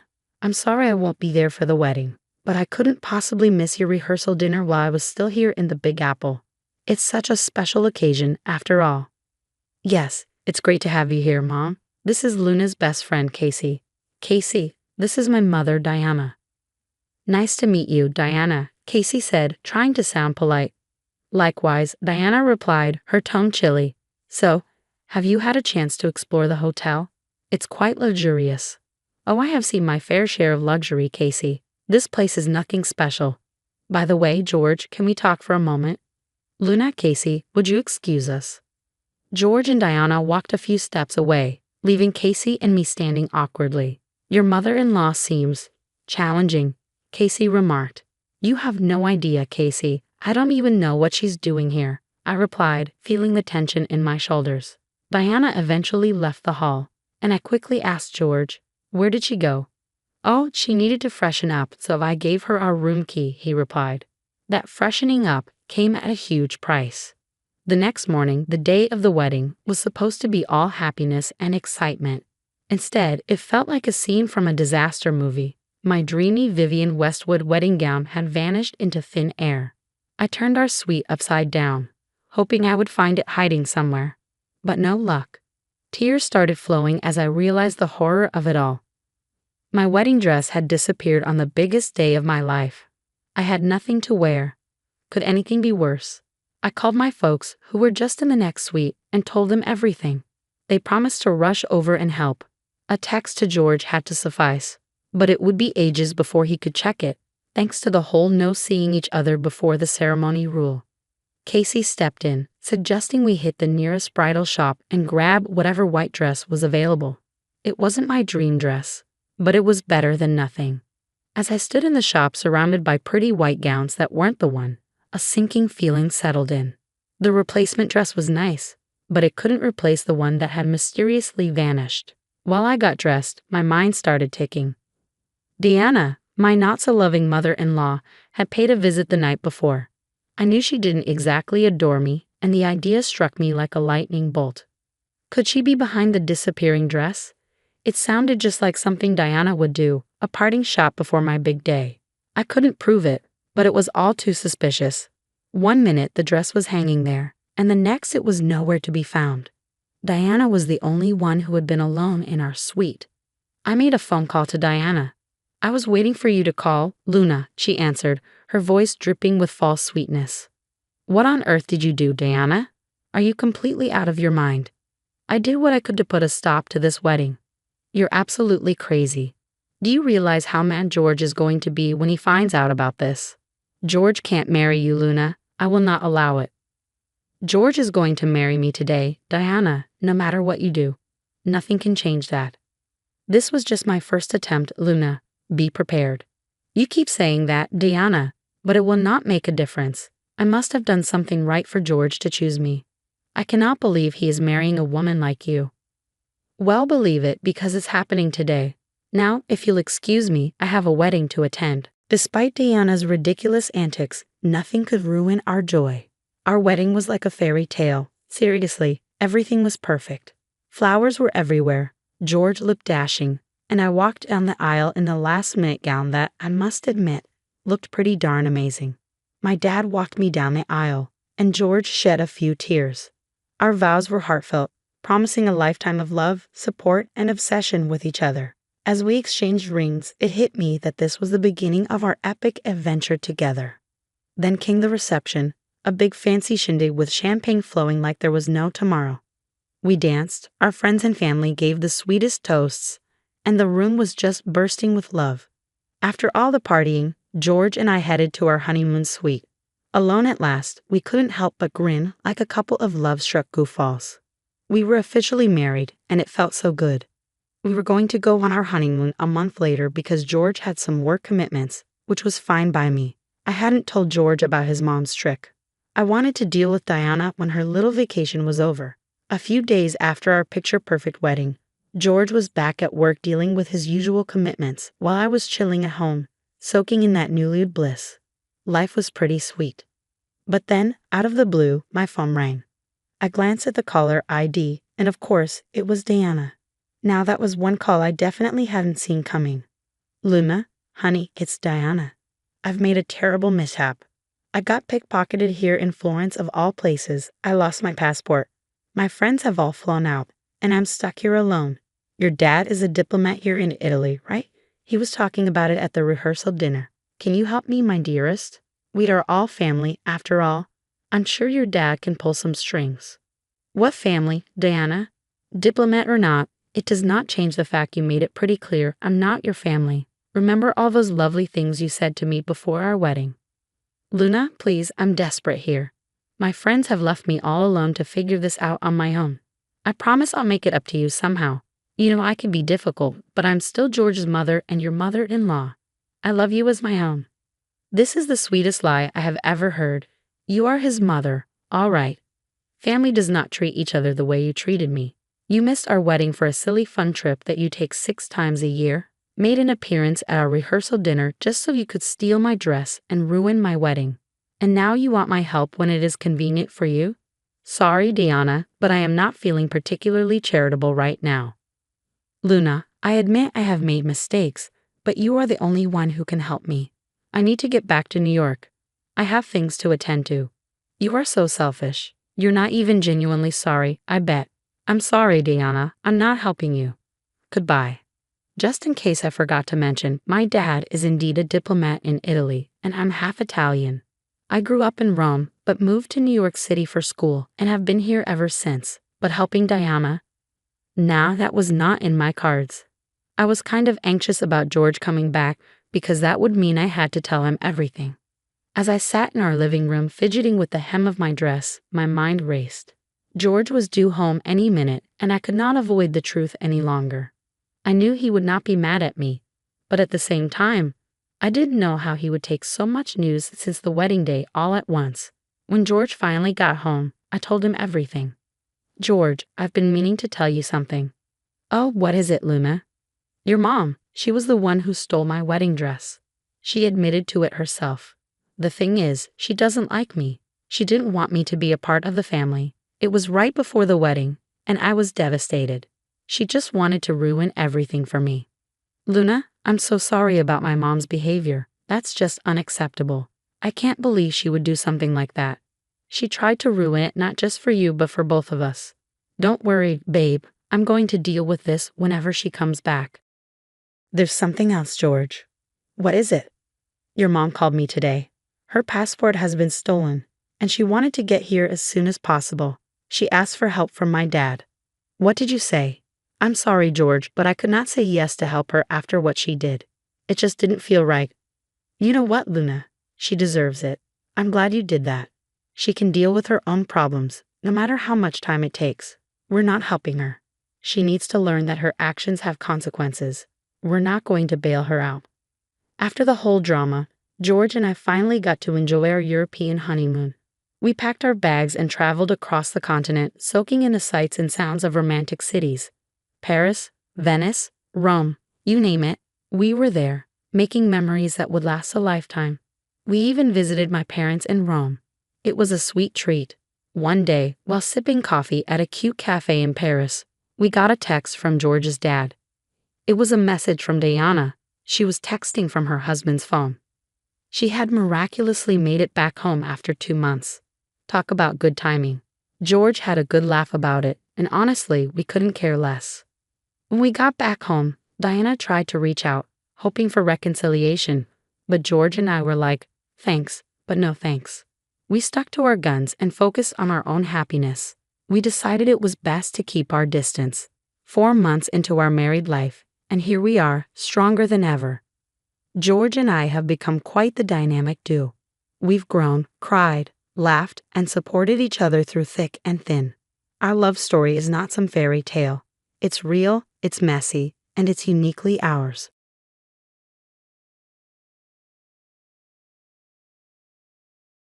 My name is Crystal, and I don't have anyone in this world, so I'm sharing my story here. I've watched my husband transform into a monster. I don't know how many of you have successful love stories, but I envy those who married their soulmates and are now living their best lives. I thought I was marrying my soulmate, Seth, but I was wrong. Seth and I got married out of love. We both had stable jobs and a good relationship before our wedding. However, after we got married, Seth suddenly quit his job without consulting me.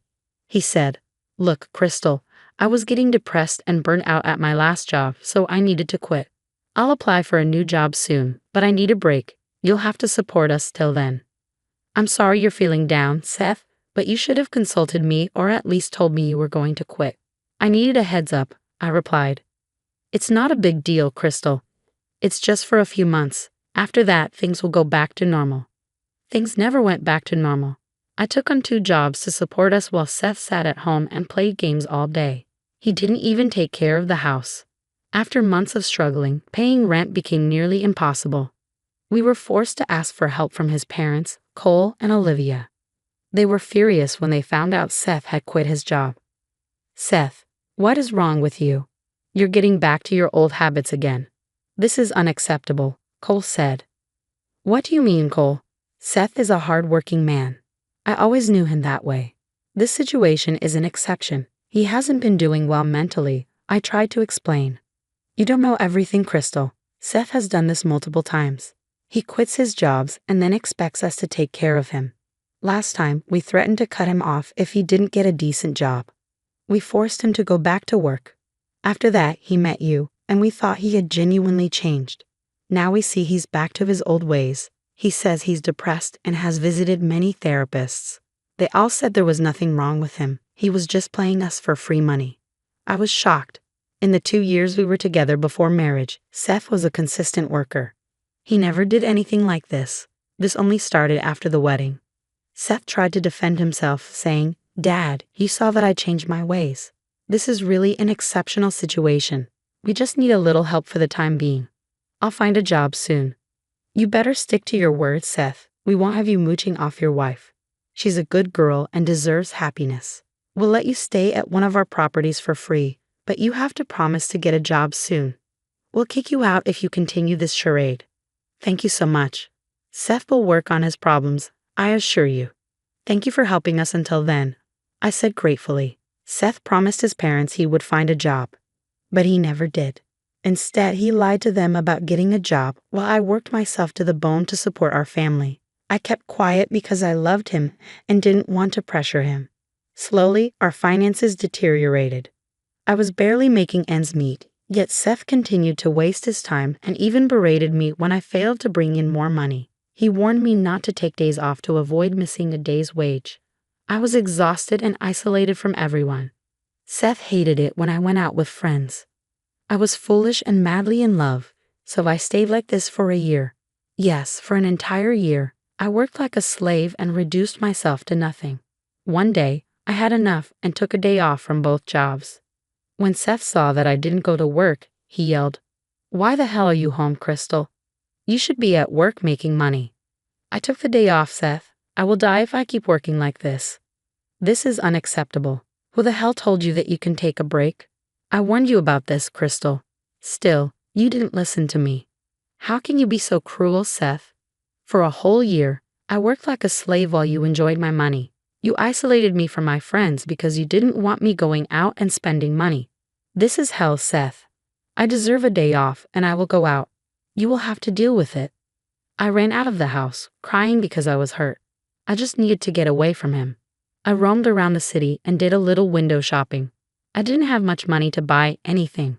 The past year, I lost most of the money I had saved because of Seth. I was truly getting frustrated with him. He had stopped showing me affection a long time ago. All he did now was yell at me about wasting time or not bringing in enough money. I really didn't know what to do. After being out for most of the day, I returned home in the evening. I walked up to the house and tried to unlock the door with my key. The lock turned, but the door didn't open. I realized it was bolted from the inside. I was confused and decided to knock. I knew Seth was home, but he didn't answer. After a while, I started to shout, "Seth, open the door. I'm waiting outside. It's freezing out here, and I'll catch a cold. I'm not going to open the door." "What? Are you joking or something? Seth, this is not funny. Open the door. You think you can disrespect me and ignore my warnings? That will never happen, Crystal. You need to be taught a lesson so you never do this again. I'm not letting you into the house tonight. You can stay outside or wherever you come from." "What the hell are you talking about, Seth? Are you locking me out because I took a day off from work?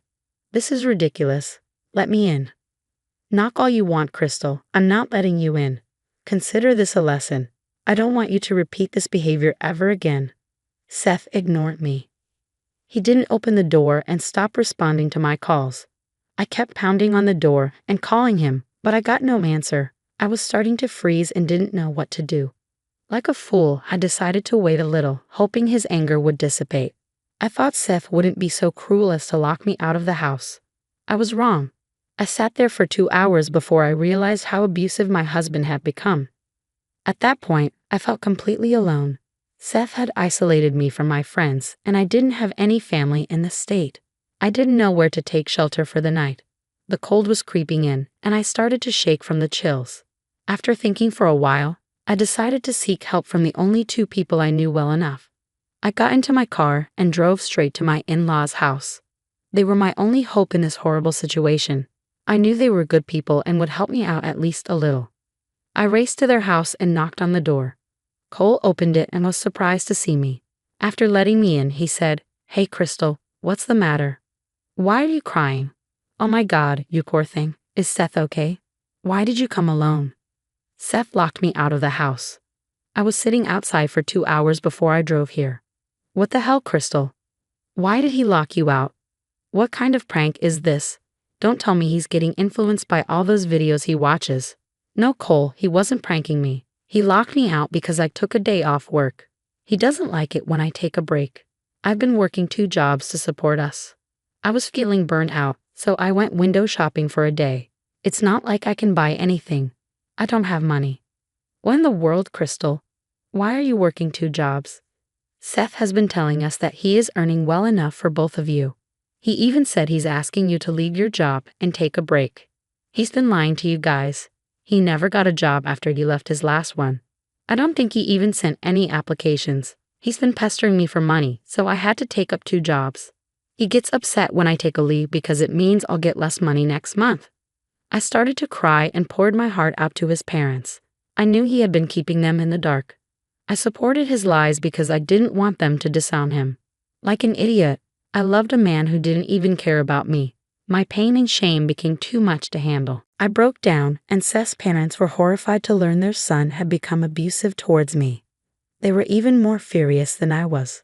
Cole started to curse out loud while Olivia quietly patted my back. When I finished crying, Cole said, "Crystal, don't worry. You are not alone. We are going to get you out of this situation. I can't believe our son has turned into a monster. I wonder where we went wrong with him. This is horrible. Crystal, please don't cry. We will figure out something, I promise. I don't know what to do, guys. Truth be told, I don't even want to be in the same house as him. I don't know where to go. Don't worry about that, Crystal. We'll take care of it. Let's go back to the house. I'll go with you. It's time we teach Seth a lesson he'll remember," Cole said. Cole and I went back to our house. Olivia stayed behind because she was sure she would slap Seth if she saw him. We knocked at the door, and Seth didn't open. I heard him scream that he wasn't letting me in. "Seth, open the door. It's been 3 hours already. How much longer are you going to punish me?" "As long as I want, Crystal. You didn't listen to me when I told you not to take a break. Now I'm not going to listen to you. See what it feels like." "You are insane, Seth. I took a break for 1 day, 1 freaking day. That doesn't mean I deserve to spend so many hours outside. You deserve to spend the night outside if you were so desperate for a break. You can stay out and take as much time as you need. I am not opening the door. You can keep knocking." "Seth, open the damn door right now. Open it or God help me, I will break this door down." After Cole called out to him, there was immediate silence. Seth knew he had messed up. He opened the door once he heard his father's voice. When he saw the 2 of us, he got even more nervous. His dad looked rather scary with a mean frown on his face. "Hey, Dad. What brought you here? You didn't say you would stop by," Seth said nervously. "Drop the chit-chat, Seth. Tell me, who the hell are you to lock my daughter-in-law out of the house? Did you forget that I own the place you live in?" "Dad, it's not like that. I was just pranking Crystal." "It's not what you think. We were just joking around, right, Crystal?" "It is exactly what you think, Cole. Seth kicked me out of the house because I took a day off work. He has been working me to the bone while spending my money and sitting around at home." "Seth, why the hell is Crystal telling me that you left your job without consulting her? I let you stay here on the condition that you would work on yourself for your family. Why am I hearing this about you?" At this point, Seth knew he was cornered. His lies were unraveling, and he had nowhere to hide. My pride would never let me tell people about my useless husband, but he underestimated the power of a woman who has been abused for too long. I wasn't going to sit idle and take his abuse anymore. I was going to ruin him. Still, Seth tried his best to save himself. "Dad, it's not like that. I swear. I'm looking for jobs. It's just taking time. You know how bad the job market is right now. I've sent so many applications, but I haven't heard back yet." "Oh, really? Well, why don't you show me all the job applications you've sent then? We will decide if you are telling the truth." "Why do you need to see proof? Don't you believe your own child?" This is ridiculous. I don't need to show you any proof.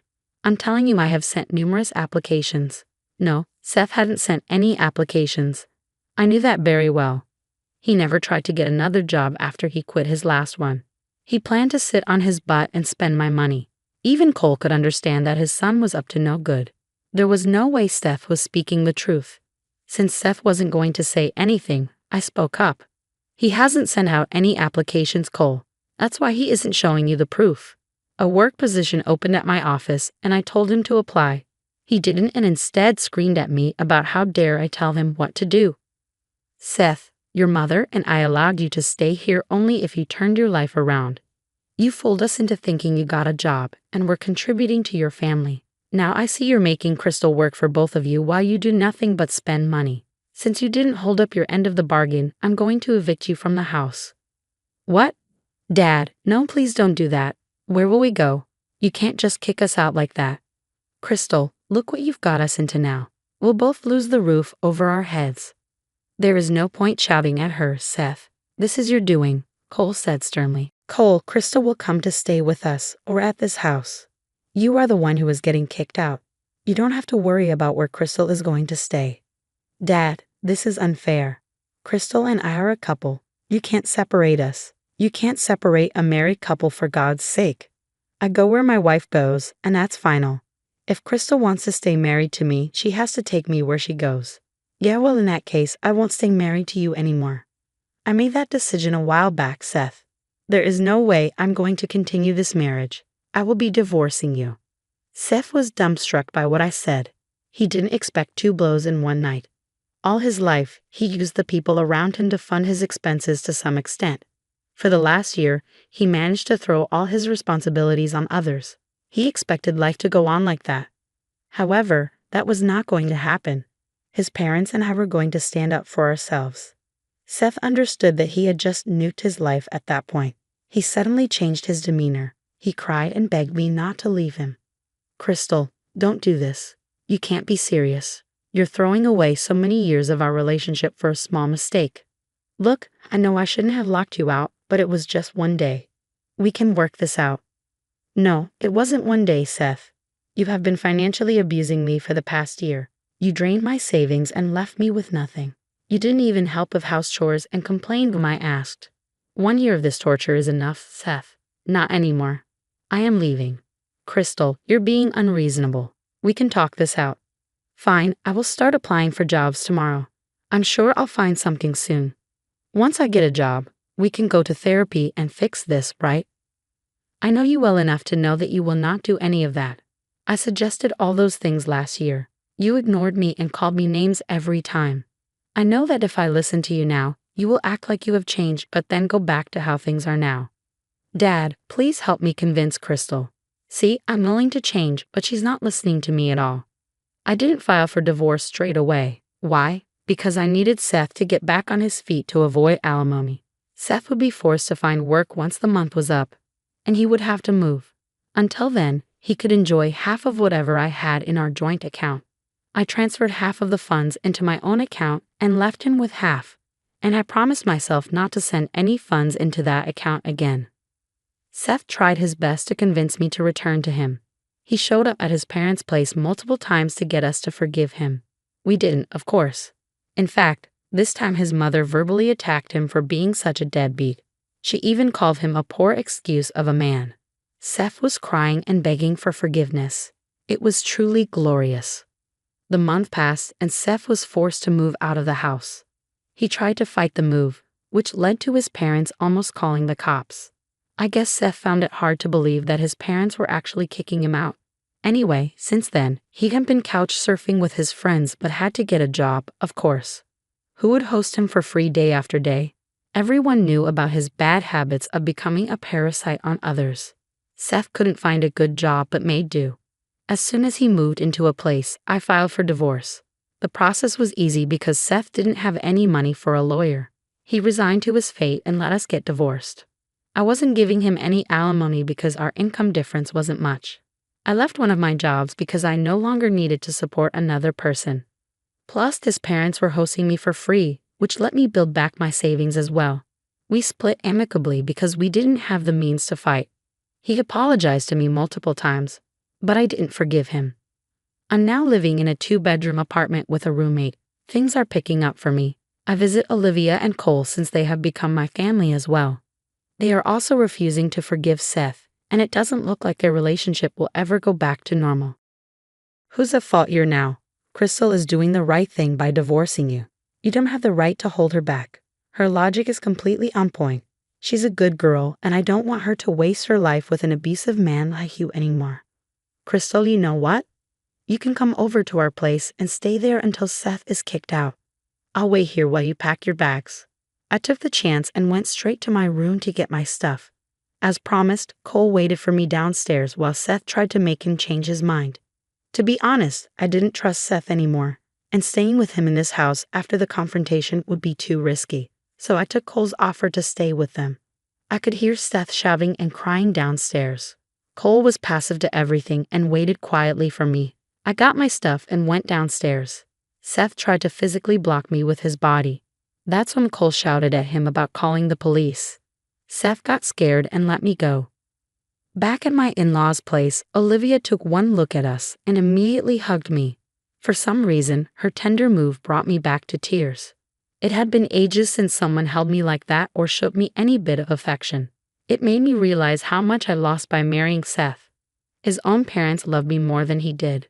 Olivia brought me into the house and assured me that I could stay with them as long as I wanted. So I decided to stay there for the time being.